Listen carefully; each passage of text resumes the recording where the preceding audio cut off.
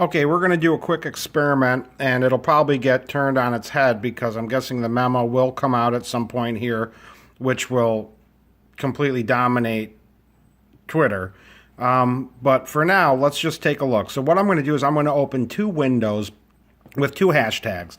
And the experiment here is to audit to what degree full of shift is actually trending versus Twitter's unwillingness to show us that it's trending because they don't want it promoted. So as you can see, it's nowhere here, but there's already been reports, and I'm guessing, based on Twitter's history of corrupting autocompletes, scrubbing trending topics that are damaging to their narratives, primarily, those social justice warrior type narratives that they're so insistent on, despite them being typically bigoted and regressive. But the experiment is to see, let's compare. They're giving us World Read Aloud Day, they're saying is a trending topic. Full of shift, they're claiming isn't. So we're going to open two windows. One with that, one with this. Click open new tab. Okay, so you see these new windows just opened. And what we're going to do is click, so this is full of shift. We're going to click latest so that we get the most recent tweets. And we're going to do the same thing for World Read Aloud Day, latest. And then we are, as quickly as possible, going to refresh these pages so they start from a 0. So boom, there's that one. And now quickly refreshed. Okay, now here's how the experiment works. I'm going to leave these windows open for several hours. And we'll see what'll start to happen, and we'll wait until at least one of these comes through.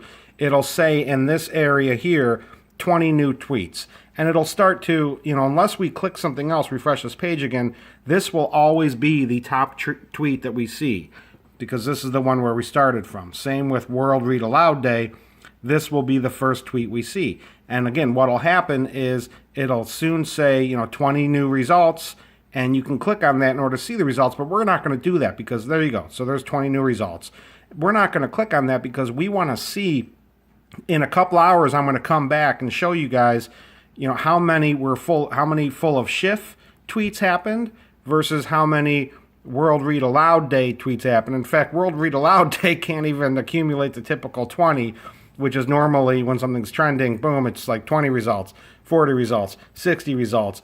And when it gets into the hundreds, it starts refining a little bit. But the time now is 10:48 a.m. Central Time.